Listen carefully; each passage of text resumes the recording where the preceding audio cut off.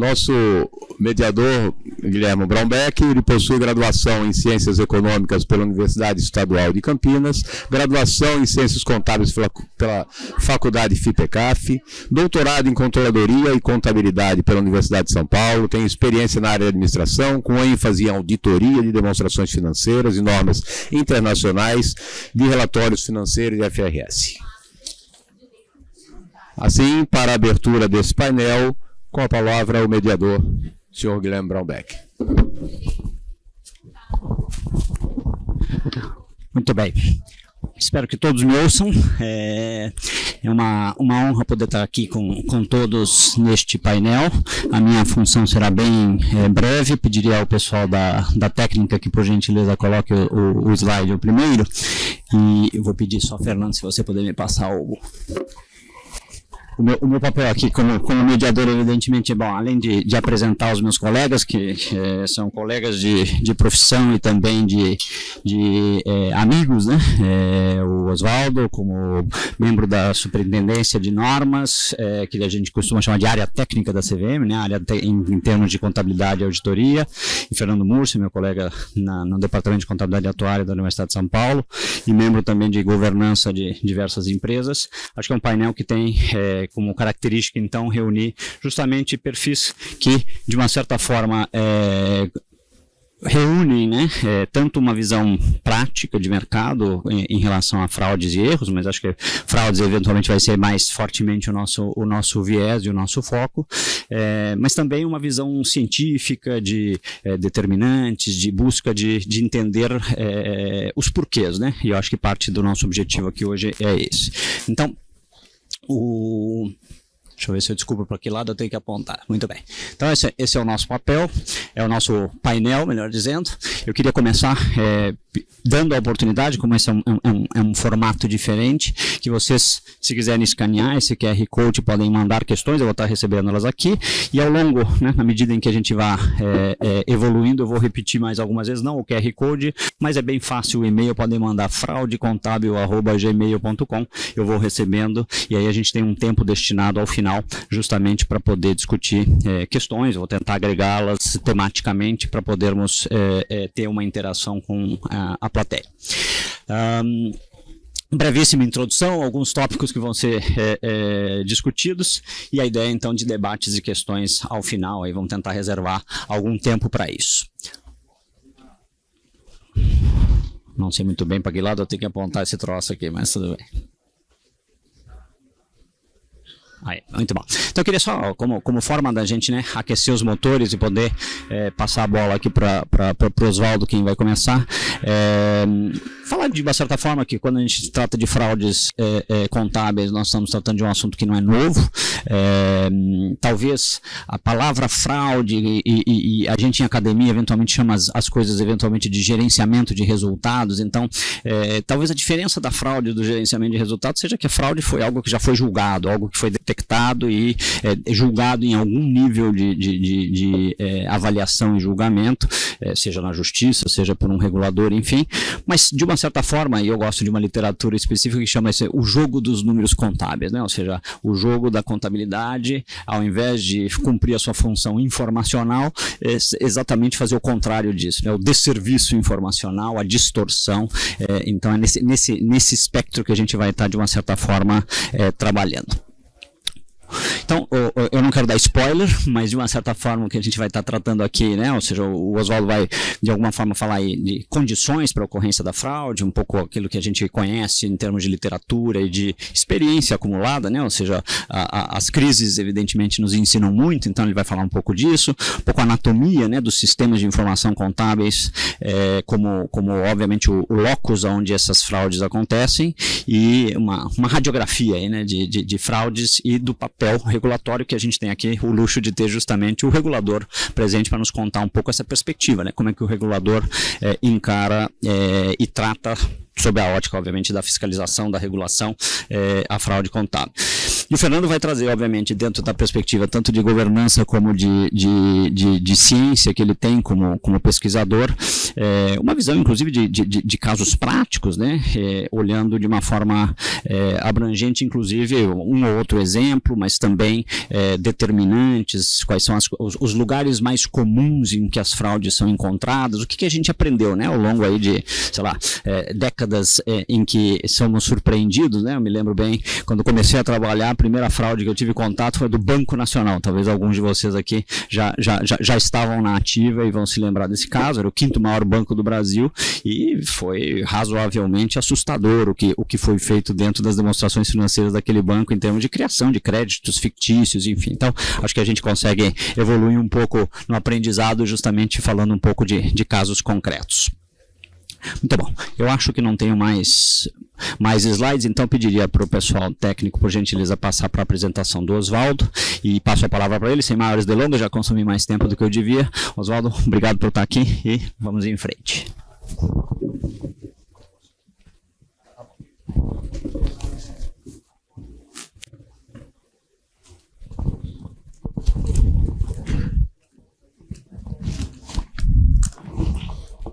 Muito boa tarde a todos e todas. É um enorme prazer estar aqui com vocês, né, participando do 21º CBC, né, Congresso Brasileiro de Contabilidade, sendo essa que é a minha primeira participação em um congresso, é minha estreia. Gostaria de agradecer antes, né, ao pessoal do CFC e dar os parabéns para a infraestrutura do evento, que espero que vocês tenham aproveitado o dia, né, com várias palestras, né, esse formato também é inédito para mim, né, mas está sendo muito bom ouvir todos os painéis aqui. Eu fui convidado a estar aqui com vocês para falar sobre fraude em demonstrações contábeis. Tema esse que tem ocupado, né, a mídia nos últimos tempos, em função daquele fatídico janeiro de 2023, né? Quem acompanha sabe o que aconteceu, né?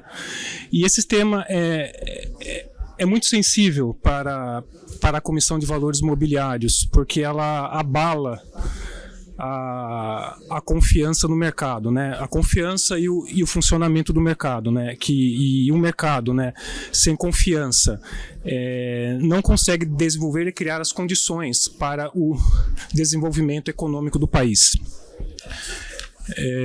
Meu objetivo aqui é trazer algumas informações sobre esse tema, tá? Para que possamos refletir a respeito do assunto. E fazer a seguinte pergunta: por que depois de tantas leis que foram passadas, se a gente pegar, por exemplo, a lei Sarbanes-Oxley, lá nos Estados Unidos, que veio depois da Enron, o Dodd-Frank Act, que veio depois da crise de 2008, da crise financeira de 2008, da lei anticorrupção no Brasil e todos os movimentos que se tem em relação à lei anticorrupção, de lavagem de dinheiro. A pergunta que a gente tem que fazer é: por que ainda ocorrem fraude em demonstrações contábeis?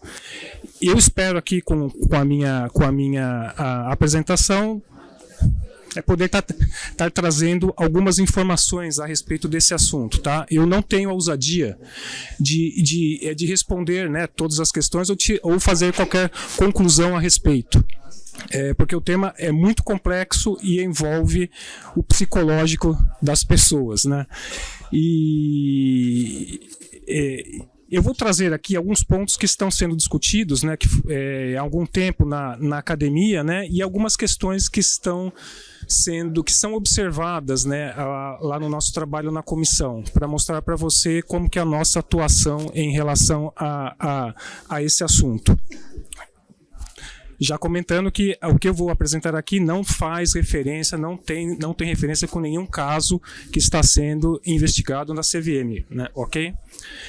O intuito é que a gente possa refletir, nós como os profissionais, operadores da contabilidade, né, e as entidades que as corporações que também são vítimas, né, desse evento. Vou passar aqui para vocês. Ok. Erros e fraudes em demonstrações contábeis. Antes, o nosso dever de ofício, né? Tudo que eu falar aqui se refere às minhas opiniões, né? E não necessariamente representam a opinião da CVM sobre a matéria.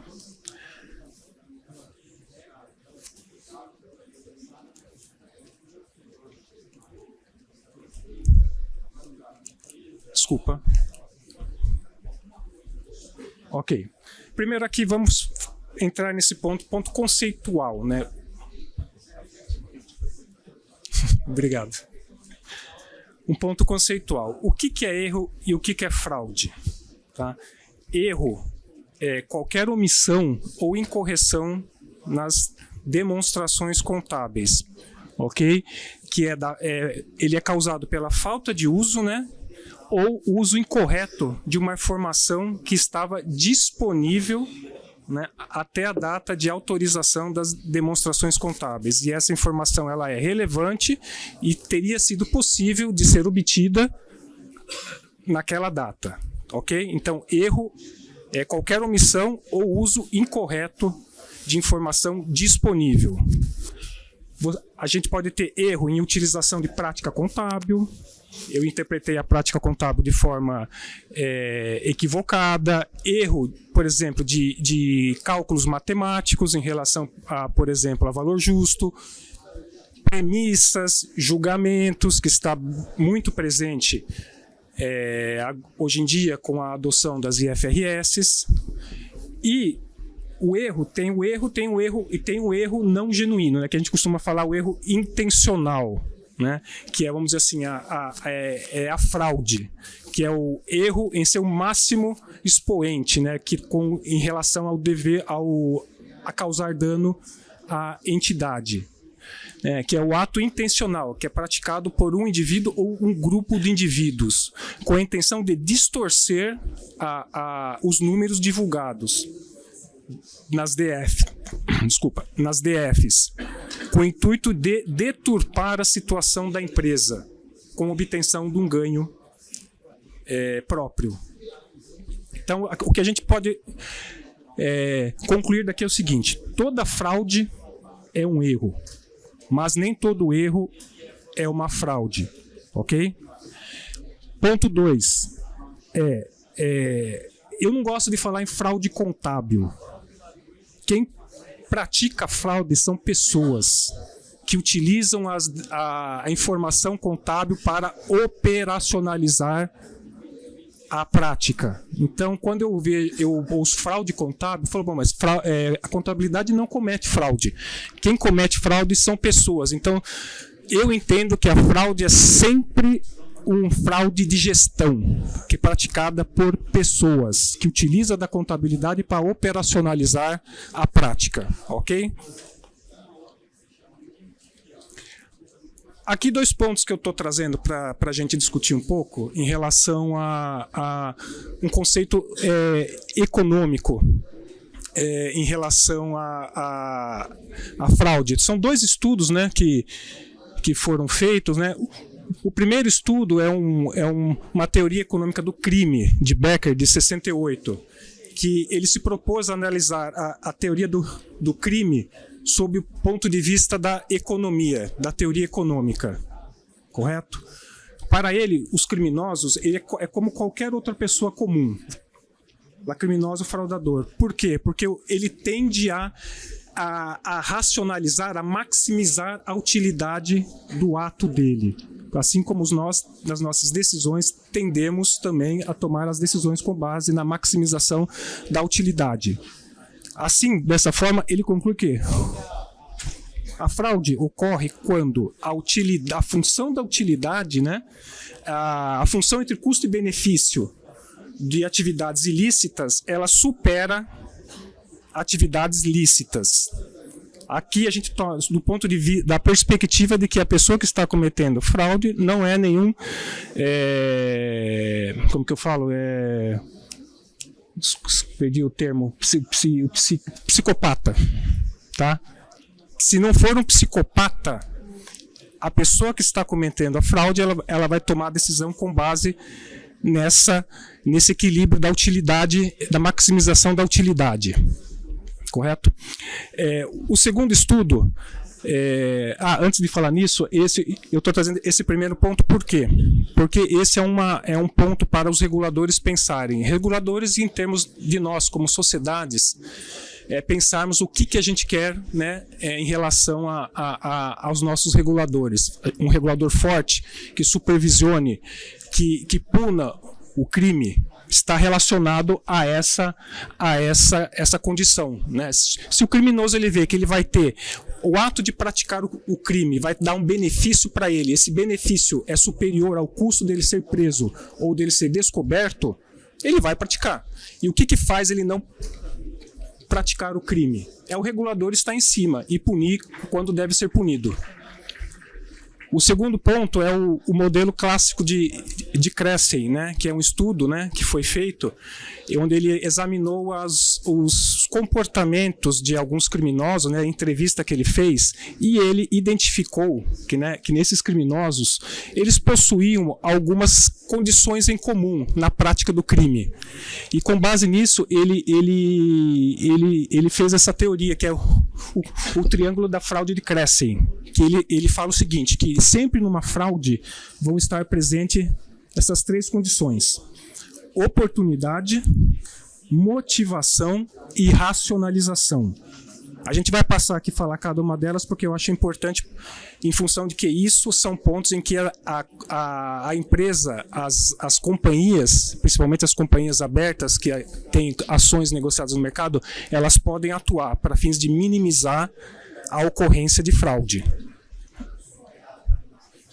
O primeiro ponto, motivação, também chamada de incentivo ou pressão, que está relacionado ao ato, né, o incentivo que o fraudador tem em cometer a fraude.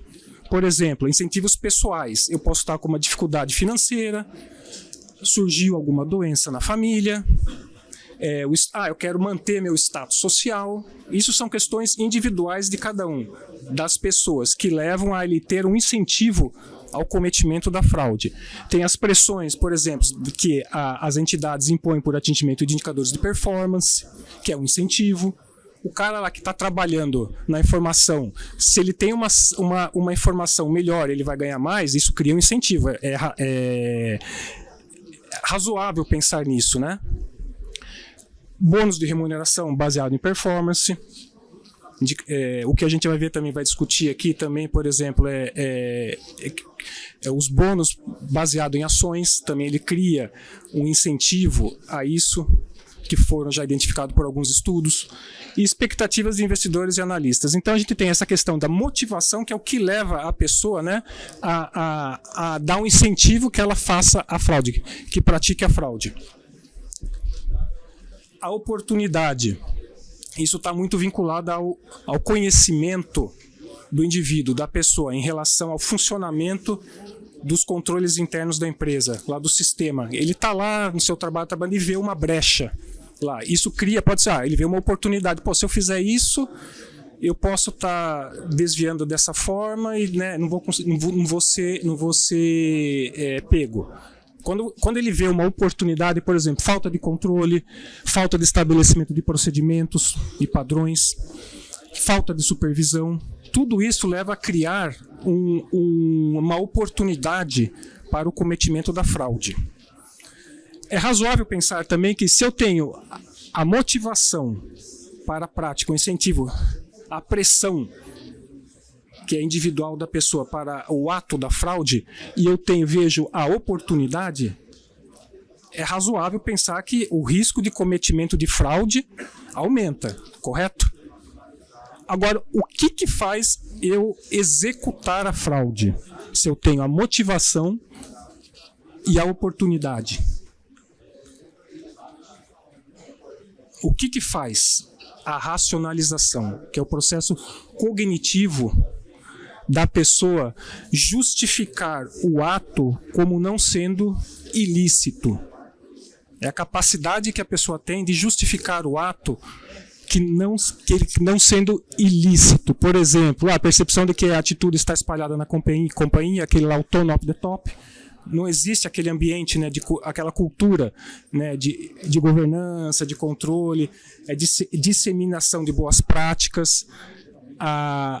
Ele pensa assim, não há outra solução para sobreviver à crise financeira, correto? Percepção de ser alvo de tratamento injusto na companhia.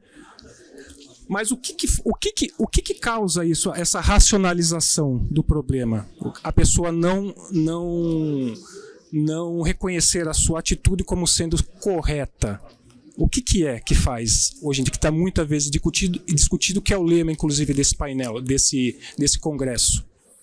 Ética.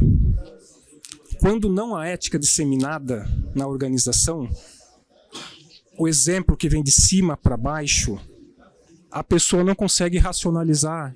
Pô, se eu praticar isso, vou estar causando esse prejuízo à empresa, eu posso estar causando um dano maior a outra pessoa que está do meu lado, ela pode perder o emprego. Essa racionalização que é o que faz a pessoa executar a fraude. E a gente pode pensar, a gente já se viu em alguns casos com uma oportunidade e motivação. E por que a gente não executou isso? Por causa da racionalização, dessa estrutura ética que cada um tem dentro de si, de pensar que aquele ato não está correto. Certo? Aqui, já entrando também no outro assunto de discussão nosso, em relação ao que as entidades, né, elas poderiam fazer, né, para minimizar o risco de ocorrências de fraude. Aqui espelha, desculpe, a figura não está um pouco embaçada, mas a intenção aqui foi mostrar como funciona, de forma geral, o sistema de informação contábil. Eu tenho input, os processamentos, que é dado lá pelo meu sistema ERP, com base nas métricas, parametrizações feitas nas normas contábeis, e eu vou ter lá os meus outputs, que são os relatórios. Esses relatórios podem ser um relatório específico para alta administração, um relatório para determinada tomada de decisão, assim como as demonstrações contábeis. O que isso significa? Se entra lixo lá, você pode ter o melhor ERP do mundo, parametrizado pela mente mais brilhante do planeta. Se entra lixo, vai sair lixo. Por isso, da importância dos controles internos, dos processos de governança, que é aquela estrutura que protege, políticas e procedimentos que protegem esse sistema. Então não adianta você ter o melhor ERP do mundo, o melhor sistema, se você não tem, né, um sistema de controle que garanta que a melhor informação esteja entrando nele. Esse é um ponto também que a comissão, ela vem tempos em tempos, né, discutindo. Já editou um ofício circular a respeito da importância de controles internos na organização, que é o controle interno, a estrutura de governança que garante a qualidade da informação que é divulgada ao mercado.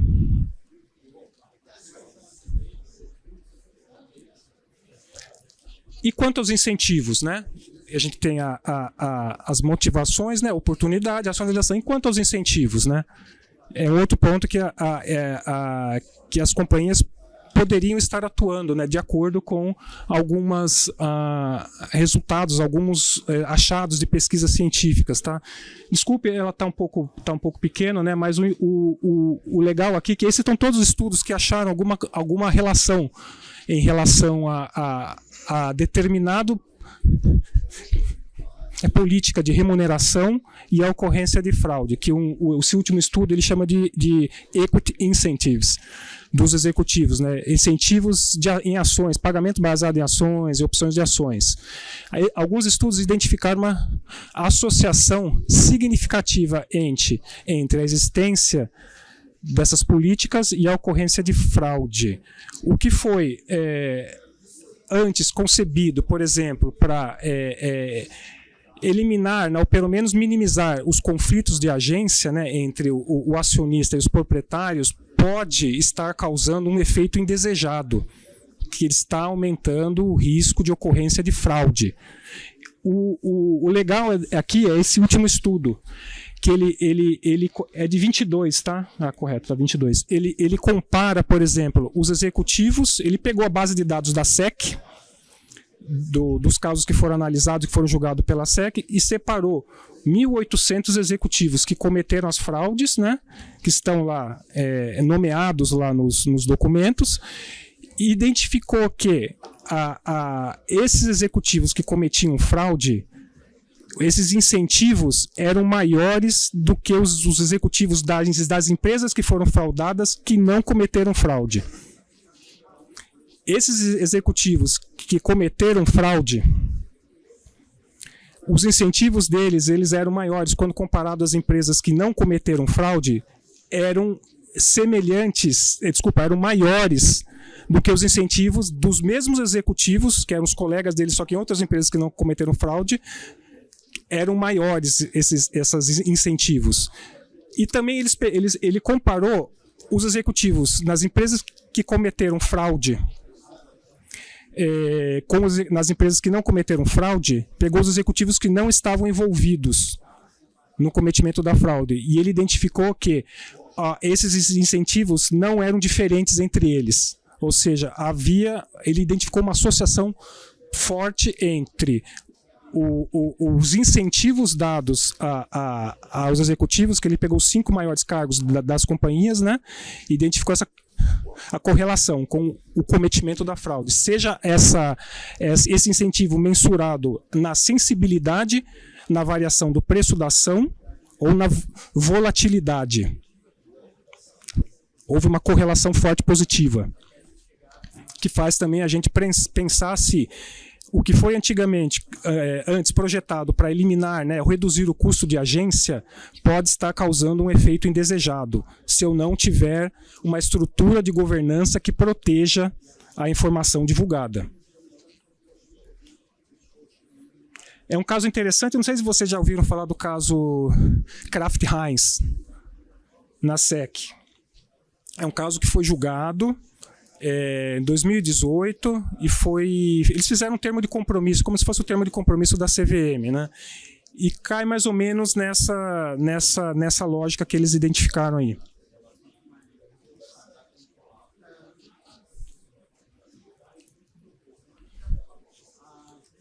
Opa.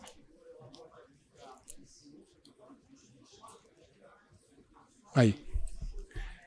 Algumas conclusões que foram identificadas nesses estudos, tá? Não só nesse que eu coloquei, mas em outros também que a gente pesquisou. A remuneração concentrada em pagamento baseado em ações, aquilo que eu havia falado, ela pode estar influenciando a prática, o cometimento da fraude. Em relação, se eu tenho minha remuneração, ela é muito vinculada ao recebimento de ações, o que isso incentiva a quem está fazendo a informação lá e divulgando? O que isso incentiva? Pô, se eu divulgar essa informação, minha remuneração, que é baseada em ações, o preço da ação vai cair e eu vou perder dinheiro. O que isso incentiva? Tá? É um ponto para a gente pensar. Não estou falando que todos os casos acontece isso, tá? São resultados, né, associações que foram encontradas nos estudos aqui colocados. O pagamento baseado em performance, em conjunto com uma estrutura de governança operacional, reduz o risco de cometimento de fraude, que é aquilo que eu havia falado. E a composição do conselho de administração com membros fora da entidade também tende a reduzir o cometimento de fraude.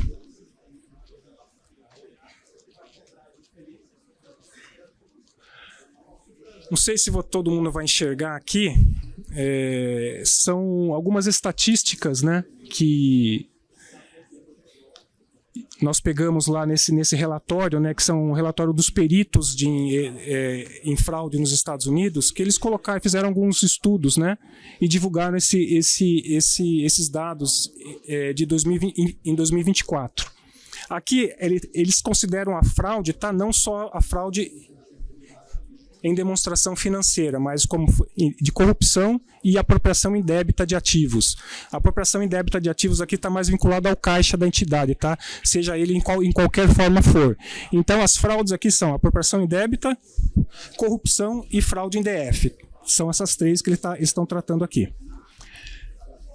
Mais da metade das fraudes, por que elas ocorrem? Falta de controle interno ou override de controle interno. Eu tenho, mas ele não é observado.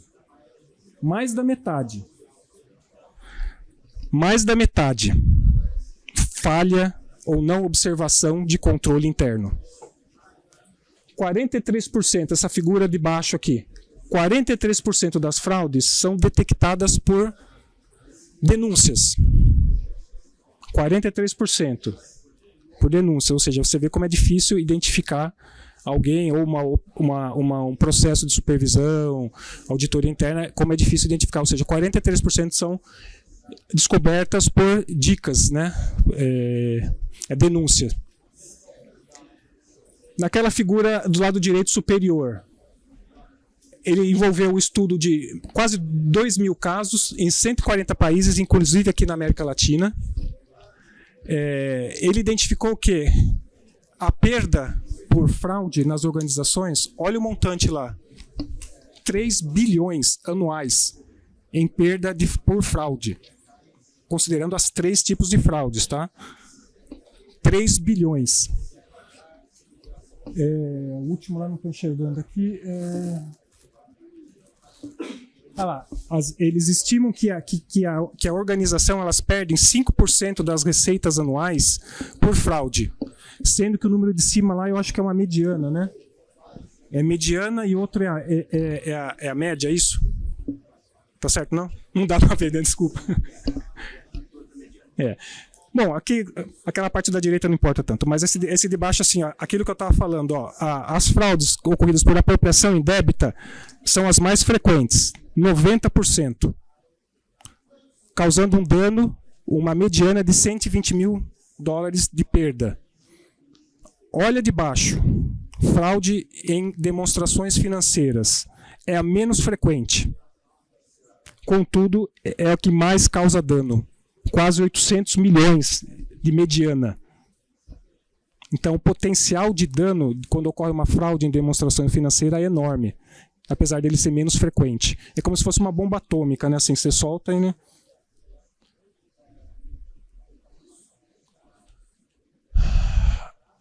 Outras estatísticas aqui, mais da metade dos casos, eles vieram desses departamentos, desses 5 departamentos, dentre os dois primeiros, de operações e contábeis.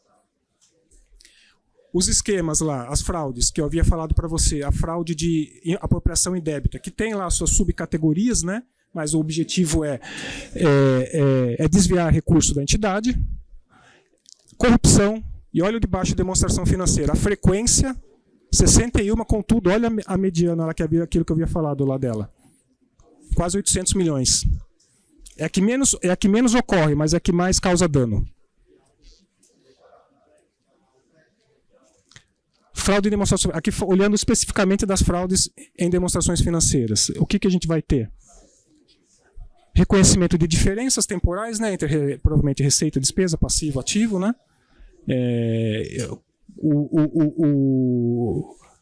Não registro de ativo, de passivos e despesa, olhando aqui de baixo, essa coluna da esquerda, tá? Quando eu tenho uma superavaliação do meu lucro, que normalmente o objetivo é esse, né?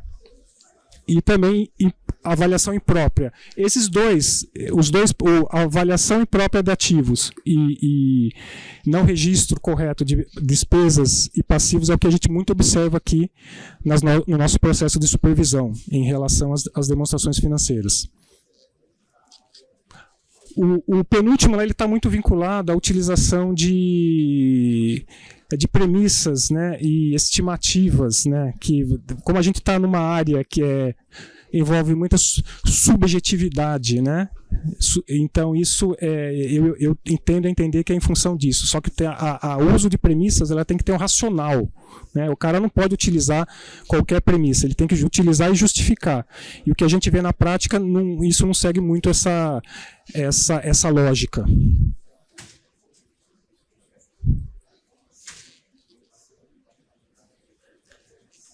Aqui também é mais também para demonstrar, né, que desculpa, você não está bem pequeno para ver, né, mas é só para demonstrar lá o percentual de ocorrência em relação aos tipos de fraude. Aqui embaixo, que é fraude em demonstrações financeiras, ela está bem aqui embaixo, a frequência de ocorrência. Aqui são mais as estatísticas relacionadas à América Latina.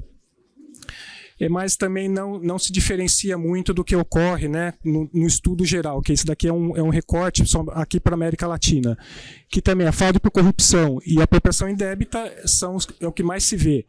E a fraude em demonstração financeira ocupa 4% de frequência de ocorrência. A descoberta também, mais da metade é por denúncia, e aquela figura, a última figura da direita, ela é muito interessante, porque ela envolve a análise de quem faz a fraude, que pratica a fraude. Por exemplo, se você pegar um empregado que não tem um nível gerencial, né, nem médio nem alto, ele pode praticar fraude? Pode. 27% das ocorrências é praticada por ele, só que ele tem um dano não muito alto, de $30 mil.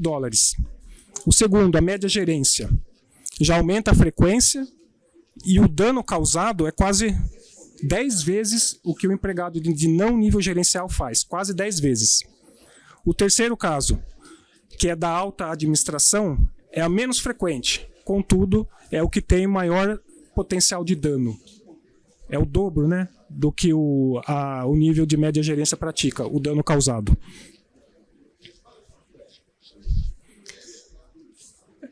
Então, só para voltar aqui, aqui é o processo da CVM, mas o que eu gostaria de trazer são essas informações, tá? Em relação à existência desses incentivos, motivações, né? Para a gente tentar, as entidades possam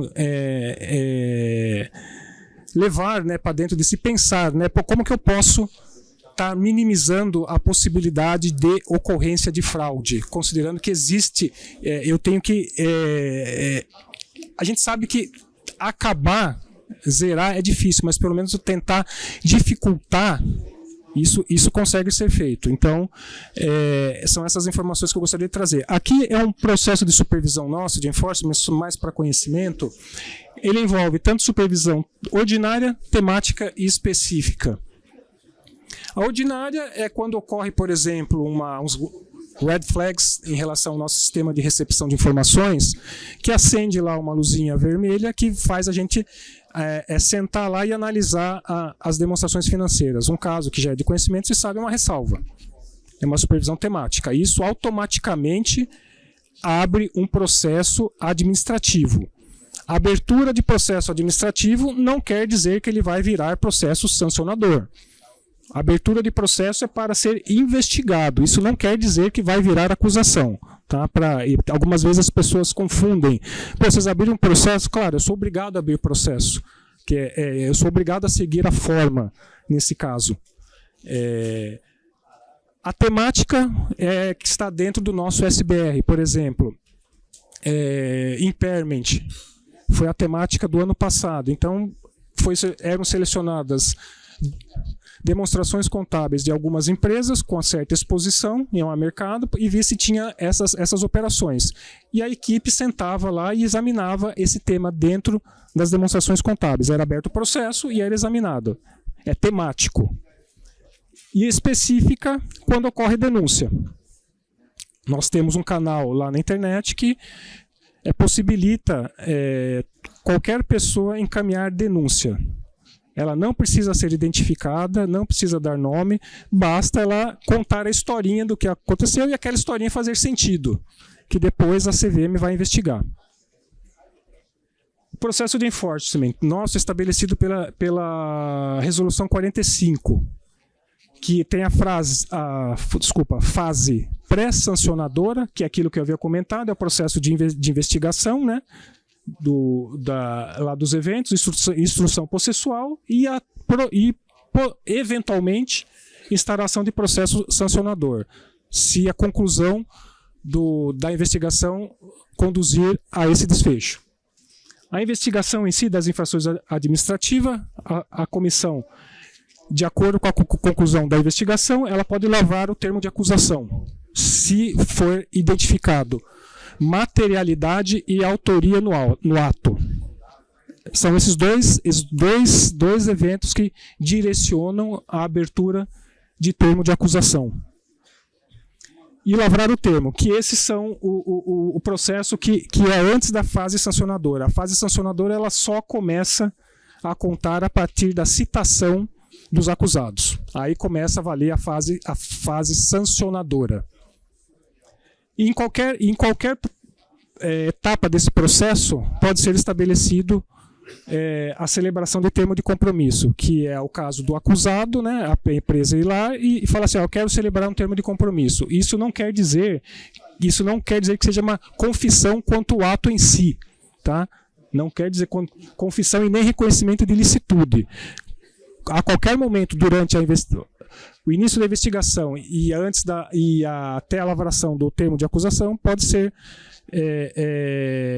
estabelecido o termo de compromisso, tá? Mas por movimento da companhia.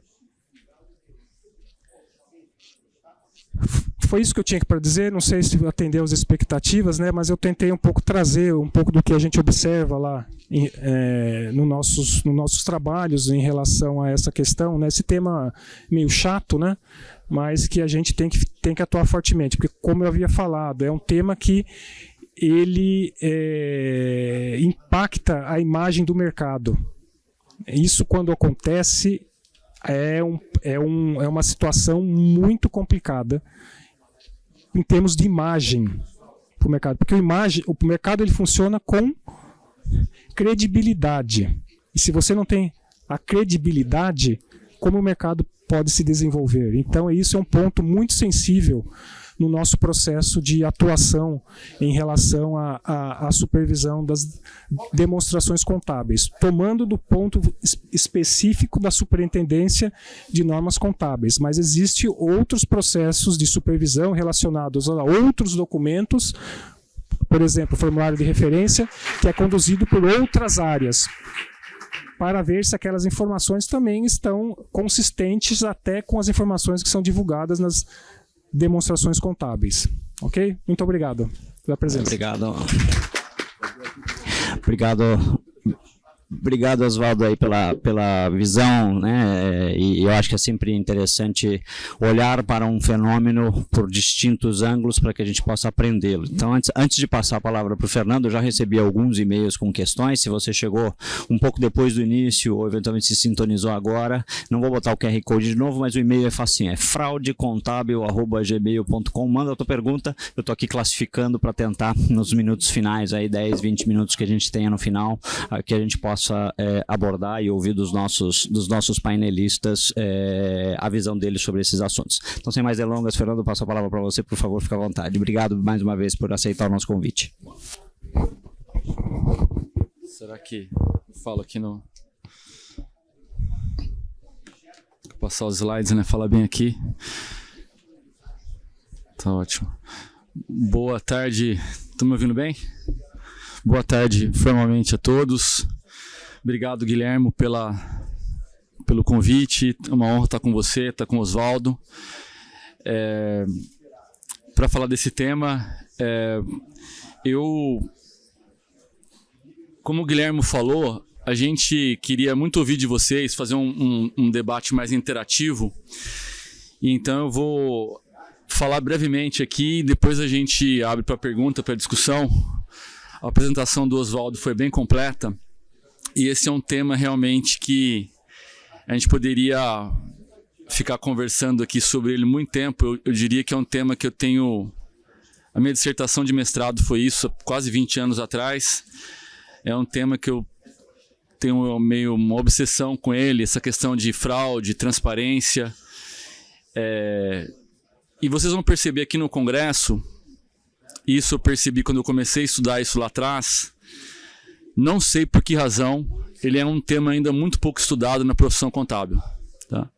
Obviamente, se a gente estivesse talvez na Noruega ou em algum outro país, onde os casos de fraude não fossem tão relevantes como a gente vê, sejam fraudes na esfera pública ou esfera privada, mas é fato que o Brasil, crimes do colarinho branco, A gente tem um grande histórico de casos e de acontecimentos, e por alguma razão a nossa profissão não tem abordado com a devida importância que o tema tem. Eu brinco que muitas vezes a gente em sala de aula discute muito a contabilidade do bem, tudo que é certo, mas como vocês sabem, muitos contadores, auditores aqui na plateia, o mundo real é um pouco diferente. Então é importante que a gente tenha espaço para debater isso, para evoluir a profissão. Nesses casos que o Oswaldo comentou que a gente tem visto recentemente, eu tenho um pouco falado isso. A analogia que eu faço é que quando cai um avião, todos os profissionais da área, independente da companhia aérea, se juntam para discutir por que o avião caiu, como é que a gente pode melhorar o sistema para tornar o avião mais seguro. E mais importante do que buscar culpados, de responsabilização das pessoas, é como é que a gente torna o sistema contábil mais seguro para a gente, enfim, evoluir a profissão. E isso eu acho que é uma coisa que falta uma discussão mais abrangente dos problemas das causas raízes. Rapidamente, eu vou falar de 4 assuntos, eu acho que o Oswaldo antecipou um pouco, falar um pouquinho do que porque a fraude contábil, né, nas demonstrações contábeis, ela é um verdadeiro pesadelo para o mercado de capitais e para a economia. Ela tem um ingrediente específico que faz ela ser muito danosa, diferentemente de outras espécies de fraude. Um pouco do modus operandi, como é que isso funciona. O papel da auditoria, invariavelmente quando acontece casos de fraude, é normal que o público em geral se questione onde é que estava a auditoria, qual o papel da auditoria. E por fim o papel do contador, né? Como é que a gente como contador, profissionais da área contábil, até que ponto a gente é responsável, a gente é partícipe, a gente é só um meio de cometer a fraude, e como é que a gente pode aprimorar um pouco do que eu chamo dessa governança dos balanços. Coloquei alguns, nos últimos anos, a gente sabe que às vezes artigo acadêmico as pessoas não leem muito, né? Então eu tenho procurado divulgar alguns artigos mais curtos na mídia, de uma página, muito mais assim, que para muitos de nós é meio que senso comum essas coisas, mas para tentar furar um pouco a bolha também, chegar em outras instâncias, pessoas que não estão tão familiarizadas com a contabilidade. E por que o Oswaldo colocou bem isso? Eu acho que isso é um ponto importante.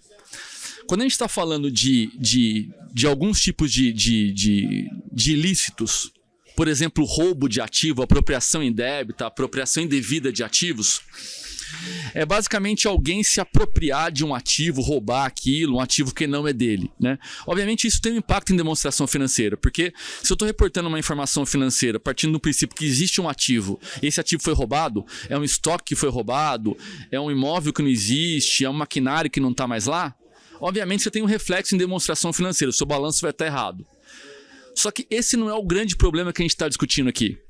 O problema que a gente está discutindo aqui são pessoas que se utilizam da contabilidade para manipular os relatórios, os livros da empresa, de tal forma que eles vão fazer com que pessoas tomem decisões equivocadas com base nisso, e isso vão gerar reflexos muito maiores para o mercado. Porque, como o Oswaldo bem colocou, dentro de uma economia, dentro de uma economia de mercado, para alocação de recursos, ela depende de informação. Para você conseguir tomar decisão, você precisa diferenciar o joio do trigo. Se as pessoas que vão tomar decisão de investimento, emprestar recursos para a empresa, comprar ações, investir em negócio, seja em Balneário Camboriú ou em qualquer parte do Brasil, se a informação que ela usa para tomar decisão, e a principal delas é o balanço é a história da empresa através de números, DRE, balanço, fluxo de caixa. Se aquele documento ele está equivocado, ele foi manipulado, você coloca em xeque todo o regime de informação. O investidor, as pessoas passam a não confiar em nada. Isso tem um impacto direto no desenvolvimento do mercado de capitais, mas na própria economia. Porque como é que você atrai investimento para o país? Fala assim, beleza, eu quero analisar os negócios. Se os negócios que ele vai analisar, através das demonstrações contábeis, através dos balanços, ele não tem confiança que aquilo é verdade. Como é que você investe em alguma coisa, estando de fora do negócio, se a informação que você usa, você não sabe se é verdade ou não, ou se começa a aparecer vários casos de fraude? Então, ele gera riscos sistêmicos. esse caso que a gente viu de uma varejista no começo do ano passado, você teve uma fraude, além de ser bilionária, tem impacto para aquela empresa, mas ela vai escoar para todas as empresas do varejo, porque vai gerar uma dúvida se outras empresas do varejo também estão cometendo fraude. Ele vai ter impacto no mercado de crédito, ele vai ter impacto no mercado de valores imobiliários. E a gente que é desse meio, a gente até entende. Agora, você imagina uma pessoa investir em mercado de capitais, emprestar em dinheiro, ela só tem bandido, tem fraude.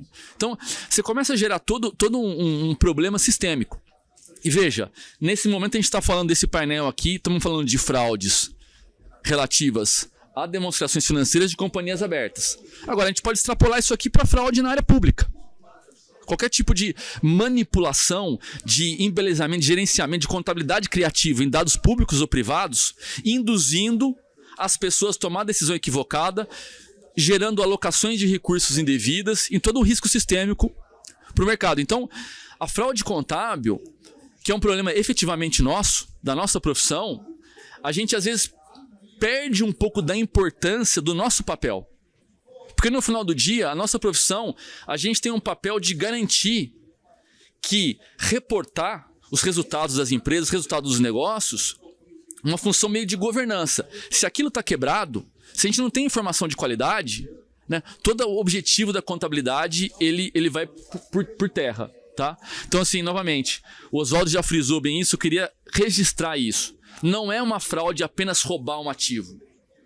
Você está manipulando toda a história da empresa, você está contando uma história equivocada, através de receitas que não existem, ativos que não existem, passivos a menores, para induzir alguém a emprestar dinheiro, para induzir alguém a comprar ação daquela empresa, e depois, quando isso estoura, a gente sabe muito bem o que acontece.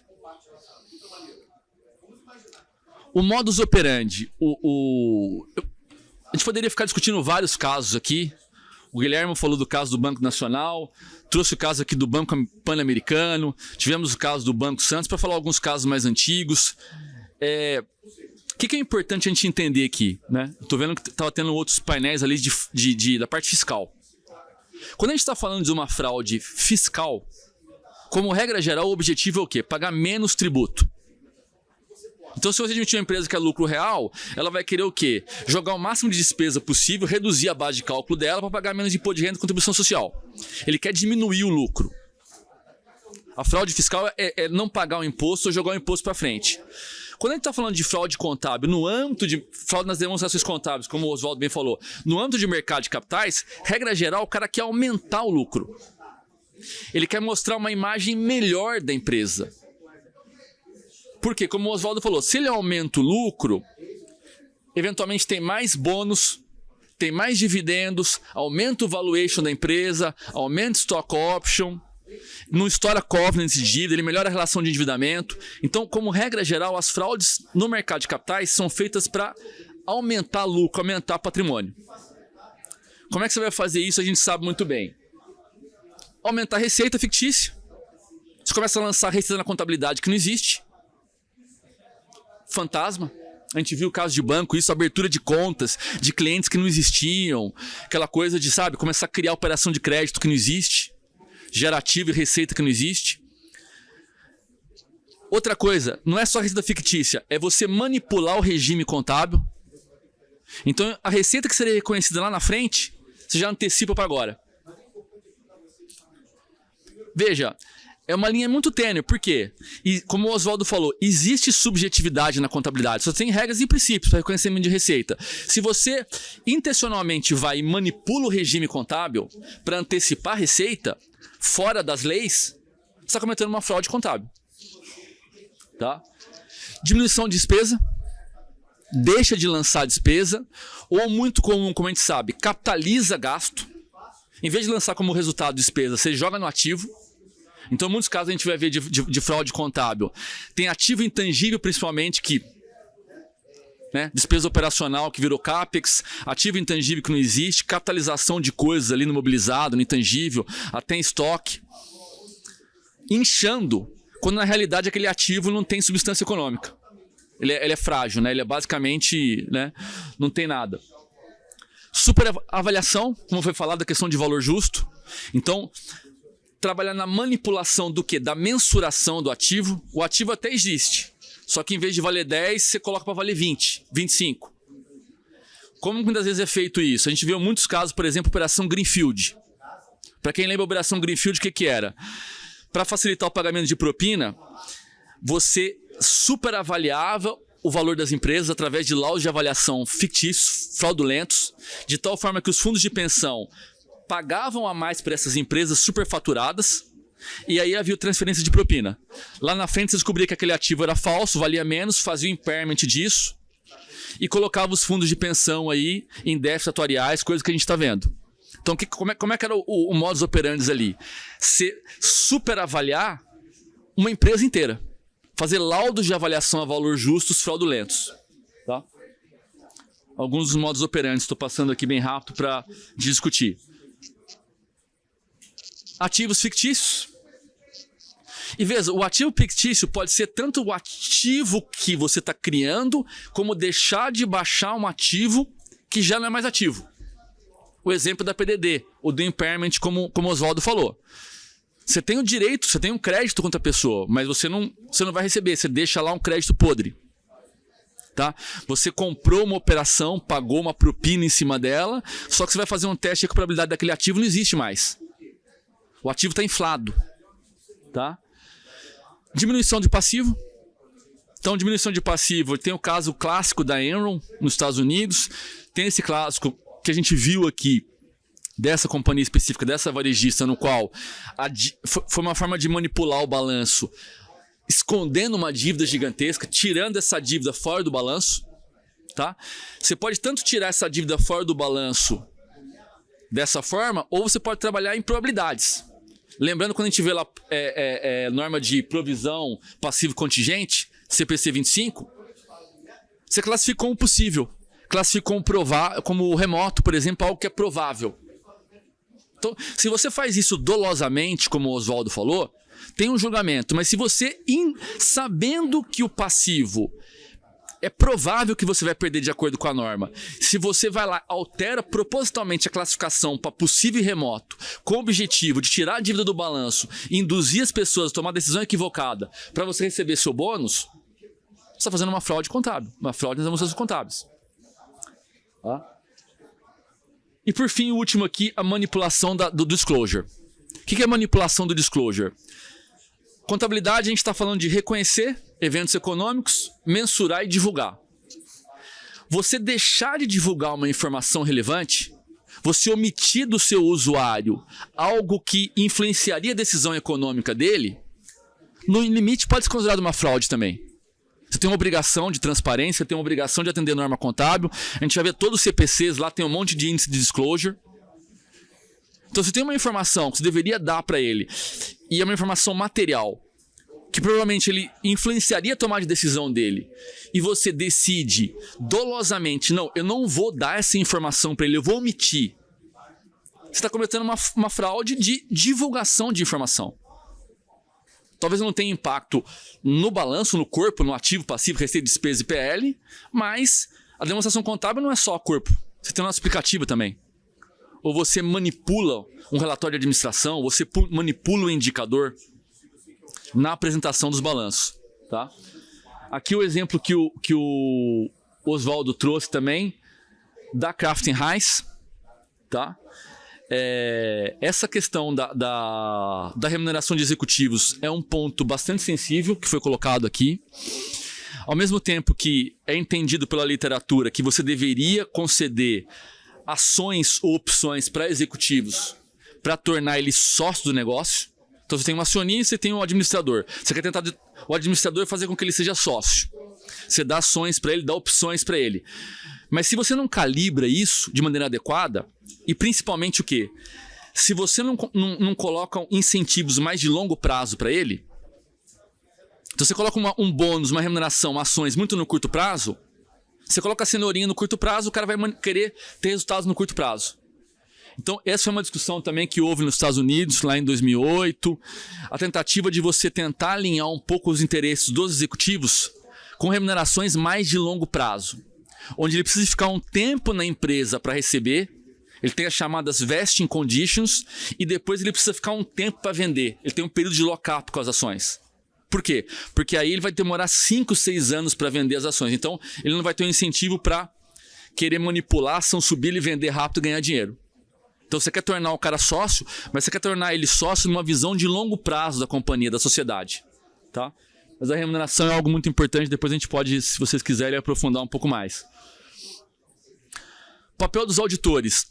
Muitos auditores aqui, muito criticados auditores nessa questão das fraudes.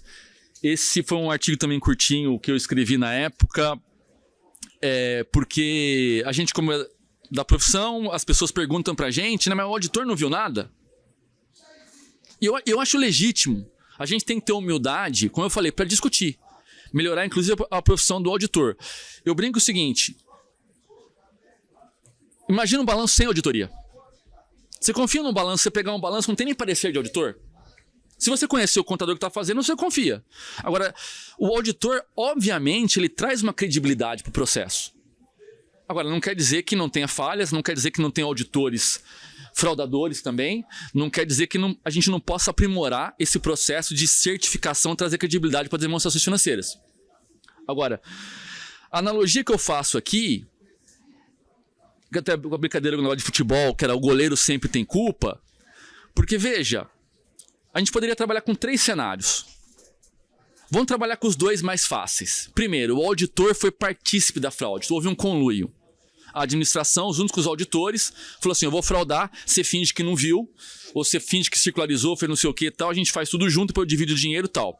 Não há dúvida que o auditor tem culpa, é culpado, tem que responder, tem que ir para a cadeia se precisar de ir, igual todo mundo. Ele é autor da fraude. Tem uma conduta ativa em cima disso.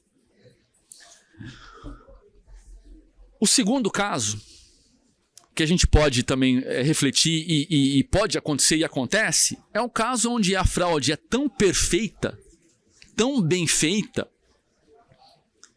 que não daria para o auditor pegar. Você fala, mas o cara não tem que auditar? A gente sabe que a função do auditor não é pegar fraude. Existe o procedimento de auditoria forense. A forense, que é uma auditoria onde você vai, checa e-mail, busca o cara, pega o telefone dele, vai à conta bancária, você quebra sigilo, você vai num processo de investigação de polícia. E aí você talvez consiga, né, talvez não, você geralmente consegue pegar fraude. Muitas vezes é muito difícil pegar, inclusive, esses crimes de colarinho branco, como a gente sabe, porque eles não deixam pistas. Às vezes não tem, né? Paga propina lá, tá, é uma coisa meio indireta, lavagem de dinheiro, tem, né, muitas coisas difíceis de pegar. Mas numa forense, com caráter mais policial, aí sim está para pegar fraude. Quando você está fazendo uma auditoria da demonstração financeira, você tem uma série de limitações, seja de procedimentos, de amostragem, de tempo, onde você faz alguns certos procedimentos, mas sim, eventualmente pode e acontece de ser uma fraude tão elaborada entre a administração que não foi possível o auditor pegar isso. E a gente tem que, ao entender isso, isentá-lo de responsabilidade ao mesmo tempo. Porque senão ninguém vai querer ser auditor. Se toda fraude que tiver sempre o auditor for culpado, né? Então um médico não comete erros, eventualmente uma pessoa pode morrer, ou um policial não comete. Se toda pessoa que morreu, se você culpar o cara, ninguém vai querer ser auditor. Então esses 2 cenários são bastante tranquilos. Hipoteticamente, o primeiro, ele agiu em conluio, ele é culpado. Igualzinho, ele vai responder da mesma forma. Talvez até mais, no meu entendimento. Por quê? Ele estava numa função de garante. Então, se ele está numa função de garante e ele dolosamente comete o ato em conjunto, ele deveria ser punido talvez até mais severamente. No outro caso, é uma fraude tão... que eu ouvi de alguns colegas, por exemplo, dar alguns exemplos aqui, mas, por exemplo, no caso de Lava Jato, se comentou que era muito difícil pegar, porque as fraudes não passavam pelo sistema contábil. E o auditor trabalha muito com documento, ele audita os contratos. Então tinha os contratos com as empreiteiras, os caras olhavam, tinha contrato, tinha medição, tinha tudo. Então a fraude não passava pelo sistema contábil das empresas. Então era muito difícil pegar. Então tem alguns casos, não especificamente do Lava Jato, mas a gente pode pensar, talvez fraudes menores, imateriais, seja muito difícil o auditor pegar. O terceiro, que talvez bullet, que seja o mais complicado, que o auditor, ele não agiu com dolo, E a fraude não foi tão perfeita assim. Talvez se ele tivesse feito o trabalho dele da forma como deveria, ele teria pego. E veja, aqui nós não estamos falando de dolo, estamos falando de culpa. Em que sentido? Imperícia, imprudência, negligência. Ele não quis a fraude, mas ele não soube conduzir os trabalhos dele de forma que ele conseguisse pegar isso. E aí, obviamente, ele vai responder na medida da culpabilidade dele como algo, um dever de diligência, um dever de não cumprir a sua atividade. Tá? É importante separar isso para não colocar todo mundo no mesmo bolo, separar o joio do trigo, e a gente também não criar uma caça às bruxas em cima dos auditores, mas ao mesmo tempo, quando há problemas, e tanto a CVM quanto o Banco Central e outros organismos, civilmente também, quando existir a culpa, seja no dolo ou na culpa lato sensu, que também haja responsabilidade por parte dos auditores. E meu tempo está estourando. E o contador?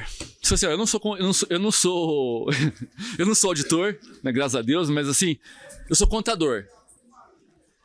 O problema é parecido. É bastante parecido. Por quê?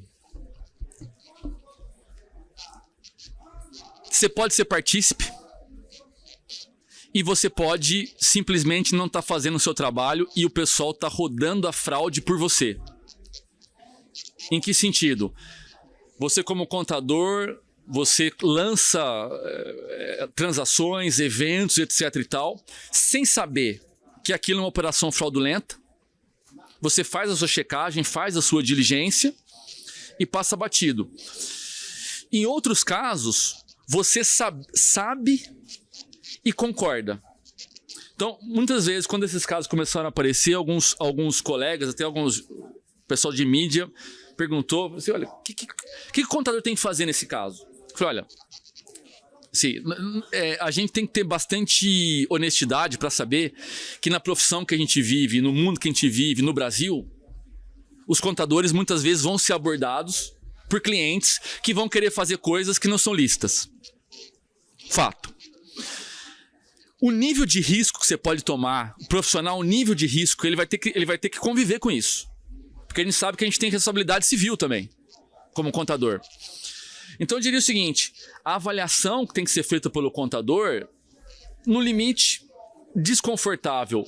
Primeira coisa, eu acho que comunicar ao cliente, falar com o cliente, falar isso aqui não pode, isso aqui vai dar problema. Ah, mas por quê? Porque não é um problema só do cliente, não é um problema só da empresa. Ele está assinando o balanço, ele é o contador responsável, é o CPF dele, é o CRC dele. Não dá para falar depois que não sabia, que não viu. Às vezes ele não vai ver como auditor. Mas se sabidamente ele assumiu esse risco, e veja, e por que isso me preocupa bastante? Porque quando essas grandes fraudes explodem, a corda sempre quebra no lado mais fraco. Então vai ter o CEO, vai ter o conselho de administração, vai ter o diretor. Sabe o que eles vão falar? Meu contador falou que podia. Meu contador falou que era ok e tal. Meu contador falou que está tranquilo. Eu não sei de nada. A parte contábil não é comigo. Me falaram que podia tal, eu entendi que sim. E o contador, coitado, vai acabar se ferrando. E veja, na maioria dos casos, ele não é o beneficiário da fraude. Qual que é o benefício tendo o contador cometer um ato ilícito? No limite, ele vai manter o cliente dele, mas a remuneração dele não vai ser influenciada, muitas vezes. O valor da empresa, tudo aquilo. Então, como o Oswaldo falou, geralmente a fraude nas demonstrações contábeis ela é feita pelo top management. É a diretoria, conselho, acionista controlador que comanda isso. E o modus operandi passa pela contabilidade. Então, é muito importante isso, essa comunicação com o cliente, no limite, deixar, né, perder o cliente, sair, e em alguns casos até reportar para a autarquia, reportar para a CVM, reportar para a polícia. Porque se você está diante de um caso gravíssimo de fraude, que você está vendo aquilo, em alguns casos vai ser suficiente você sair, você alertar alguém. Em outros, no limite, a forma como você vai se proteger é o seguinte, fazer uma denúncia. Porque senão isso pode respingar para você.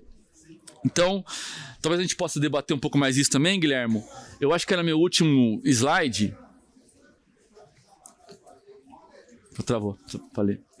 E eu fico à disposição, a gente debate um pouco mais. Obrigado. Fernando, maravilha. Então, aqui agora resta-me a função difícil, né, de organizar um pouco as questões e receber. Agradeço a todos que mandaram, ainda dá tempo, eventualmente, se sobrar algum tempo a gente pode tratar, fraudecontábil@gmail.com.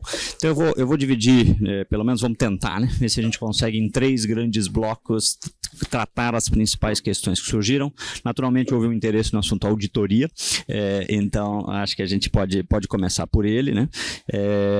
Então, de uma certa forma, acho que a gente poderia falar primeiro com relação, e acho que talvez a pergunta é mais para você, Oswaldo, pela ótica da CVM, os conflitos, né? A gente já sabe disso, a CVM já tratou, por exemplo, das questões aí, as ameaças, né, à independência do auditor ligadas, por exemplo, ao prolongamento do relacionamento por muito tempo. Isso trouxe, inclusive, o rodízio, que é amado por uns e odiados por muitos. Ao mesmo tempo também já teve evoluções dessa regulação. Então acho que talvez a primeira parte que a gente podia ouvir do Oswaldo é assim, o que a CVM tem pensado, estudado, refletido sobre os conflitos, né, de interesse que surgem dentro de uma configuração que é uma configuração de mercado, certo? Ou seja, o auditor ele é um provedor de um serviço numa estrutura contratual de mercado, de equilíbrio secular, mas que tem naturalmente alguns conflitos inerentes que surgem dali, porque ele é contratado por aquela administração, por aquela diretoria que será o objeto do escrutínio, pelo menos como objeto no sentido de responsáveis por. O que tem de tanto da CVM ou de estudos que vocês acompanham, de reflexões sobre os conflitos associados à atividade do auditor e possíveis saídas para esses conflitos? Ótima pergunta. Primeiro ponto, o auditor ele exerce um papel muito importante no mercado de capitais. Sem auditor não existe informação. Isso isso para qualquer regulador de mercado de capitais. Não existe informação se essa informação não for checada por terceiros. Ele exerce um papel muito importante. Aquilo que o Múrcia comentou também, em relação à fraude. A gente sabe que o auditor, o objetivo da auditoria não é identificar a fraude. Isso está claro para todo mundo, né? Não é identificar fraude, porque se o objetivo fosse identificar fraude, ele teria que testar 100% da informação, teria que checar e-mail, checar outras ferramentas. Isso ia ser praticamente impossível de ser realizado no curto espaço de tempo e também poderia ser muito caro para a entidade esse serviço. Isso a gente sabe.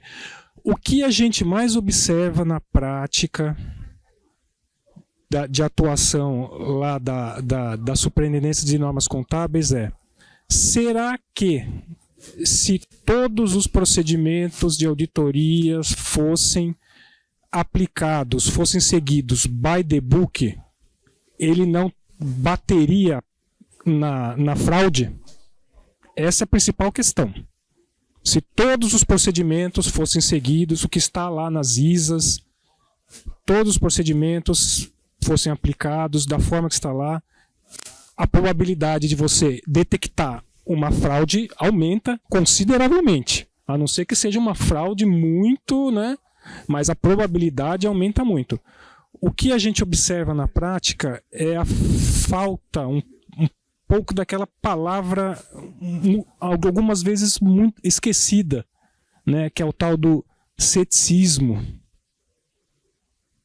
Ceticismo, que é a observância na prática se tivesse ocorrido um pouco mais de ceticismo em relação àquela informação que foi disponibilizada como sendo uma informação ok, correta, para ver se chequei, fez meu checklist lá, será que não fosse um pouco mais a fundo, eu teria provavelmente identificado algum problema.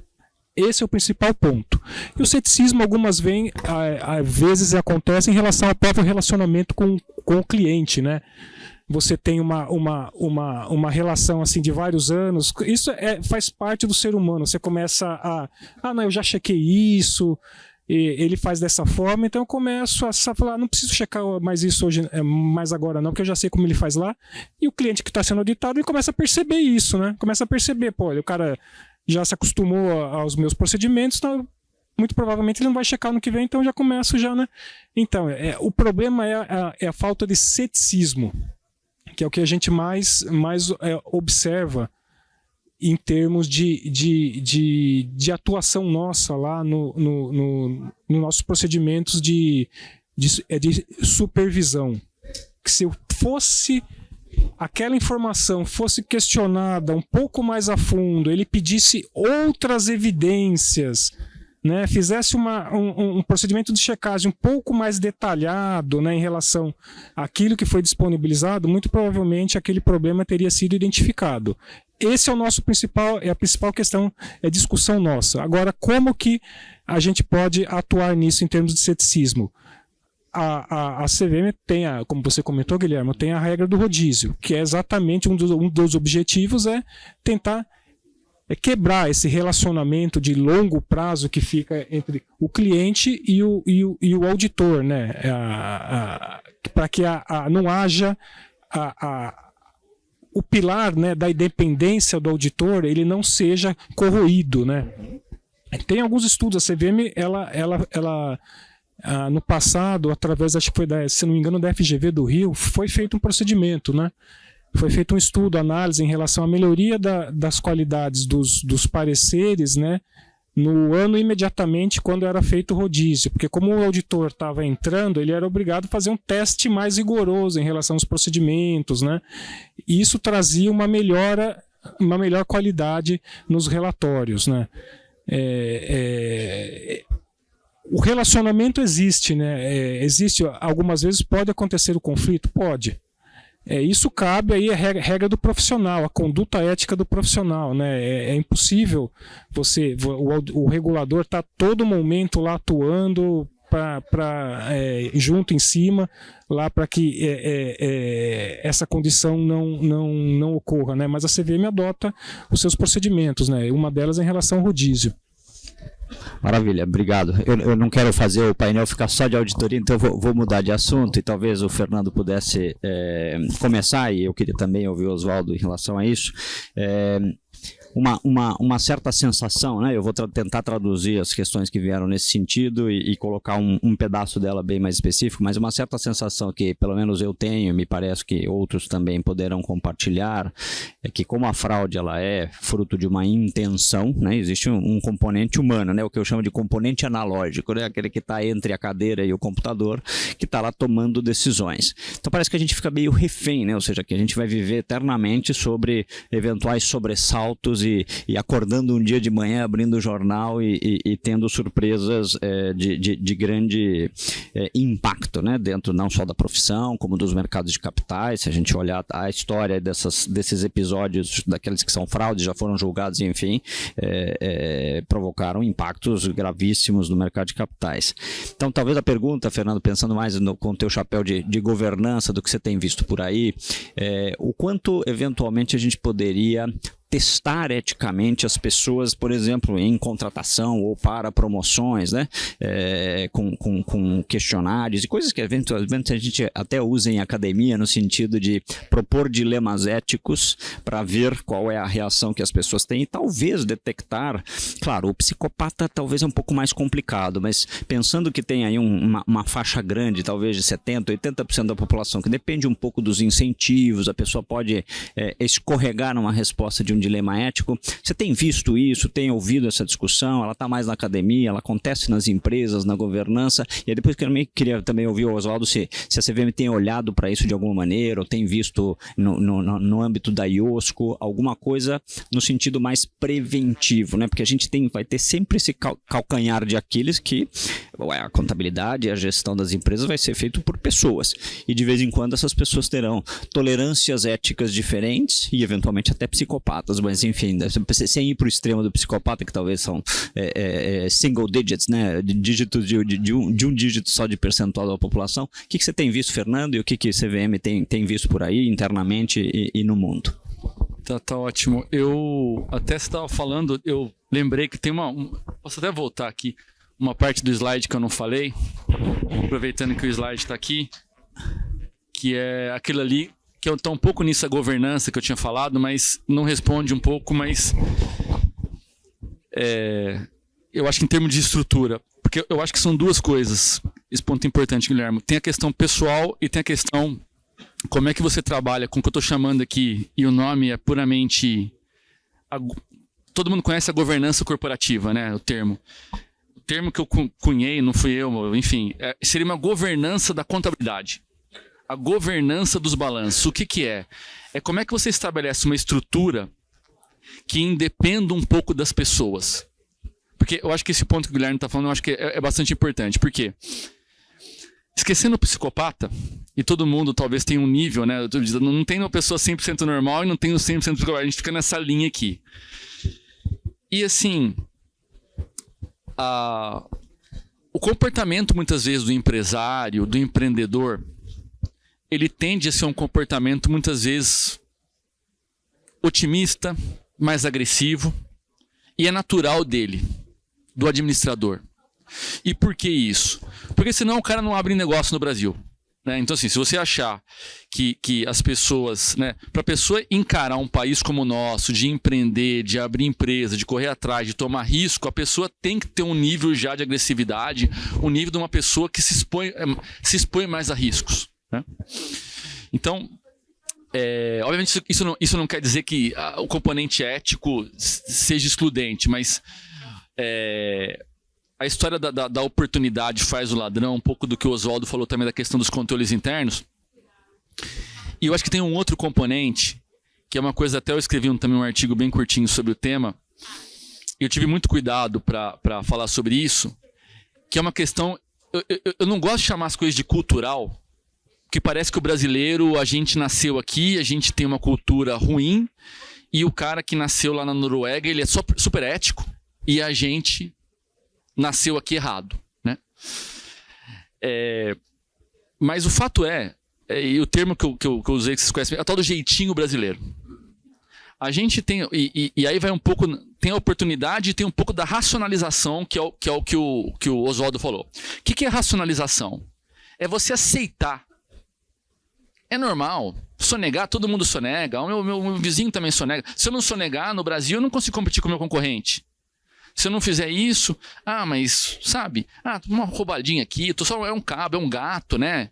Então, assim, por algumas razões que eu não conseguiria explicar, a gente tem alguns elementos na nossa cultura onde essa questão de fraude, ela às vezes está meio enraizada, de tal forma que as pessoas racionalizam aquilo como algo aceitável. Então, respondendo a sua pergunta, Guilherme, eu tenho visto, não especificamente tanto na seleção, mas uma preocupação em de você ter algo que blinde independente das pessoas. Então, acho que a sua especialidade, você como ex-auditor, especialista em auditoria, assim, controles internos, políticas, eu coloco ali como estabelecimento de controles internos e todas as linhas de defesa. Então você tem a própria área, depois a área de controles internos, a auditoria interna, a auditoria externa. Você tem várias linhas de defesa. Uma formalização de todas as políticas e práticas contábeis. Você formalizar, colocar no papel qual que é a sua prática contábil, qual que é a sua estimativa, como é que você vai mensurar isso. Você trabalhar na questão de gestão de risco, matriz de riscos, riscos operacionais. Ao mesmo tempo, talvez a gente dê tempo de discutir aqui, não sei se vai dar tempo. Canal de denúncias, ouvidoria, para poder delatar, proteção ao dedo duro, ao whistleblower. Tem que ter uma proteção ao whistleblower para a pessoa poder denunciar. A gente é um país no Brasil onde ainda não tem muitos casos de denúncia. Diferentemente do que acontece lá fora, onde o cara é inclusive premiado pelas denúncias de fraude, aqui o cara é meio que mal visto o dedo duro. O cara cagueta. Mas o cara, a gente tem que incentivar esse cara, que ele venha à tona. Por quê? Se esse cara vem à tona, a fraude não cresce. Você vai continuar tendo, porque é um pouco, eu acho, da resposta. Tem uma coisa meio do ser humano que sempre existiu e sempre vão existir as fraudes. A ideia é tentar minimizar e quebrar a bolha antes. Então, essa questão da governança, como é que a gente estabelece mecanismos para mitigar isso, eu acho que é uma coisa que a gente vai ter que enfrentar, sabe? A própria estrutura de fluxo, a reprovação. E um ponto que eu falei aqui, e já estou me alongando, que é a questão que o Oswaldo também falou, Guilherme, que você sabe bem, que é o tal do tone the top. Que é um termo meio batido, mas assim, se a alta administração, e você pode pensar na esfera pública ou privada, se você tem um sentimento que a alta administração, quem está no top, não é ético, está fazendo coisa errada, e não adianta você ter um monte de política, etc e tal, incentivar. Isso vai arregar para baixo da organização. Se lá em cima está assim, então assim, tem que vir de cima, né? Isso para arregar para baixo. Então, já falei demais, passa pro Oswaldo aqui. Oswaldo, você vai ter que ter aquele poder de síntese de Síntese não, vai ser rápido. 30 segundos. Vai ser rápido. Em relação à atuação da comissão, como ela tá, o mandato dela é mais em relação não a pessoa lá do profissional, claro, tem as questões da diretoria executiva, estatutária, ela tenta atuar mais na parte de governança das entidades, né? Estabelecendo lá itens a serem divulgados, por exemplo, no formulário de referência, em relação a essas questões. Nós teremos aqui na quarta-feira uma palestra, né, na parte da manhã, sobre o 93, né? Tem o G de governança, né, que foi do ASG, governança, né, em relação a essa questão. Então, alguns movimentos que a comissão ela faz no sentido de fortalecer essa questão de governança. Como o Múrcia comentou, se não tiver uma governança, se as pessoas que estão lá em cima não derem um exemplo, né, como as pessoas que fazem, que elaboram os procedimentos, se a pessoa não atuar de certa forma, pode ter o controle que for, né, não seguir o que está no by the book, né, é difícil. E como atuar em cima disso? É questão de educação profissional, tem o código de ética do IESBA em relação à atuação dos profissionais, acho que é interessante dar uma olhada lá, né? Existe já certa uma estrutura, né? Mas em relação ao papel da comissão em si, ela atua mais em relação à estrutura de governança da entidade, tá? Para tentar fortalecer os processos, né, os procedimentos, para que cada vez menos fique minimizado esse risco de fraude, né, na informação contábil, que é uma informação muito relevante para o mercado de capitais. Maravilha. Gente, acabou o nosso tempo, então agradeço aos nossos painelistas e devolvo a palavra ao Zé Luiz, nosso mestre de cerimônia.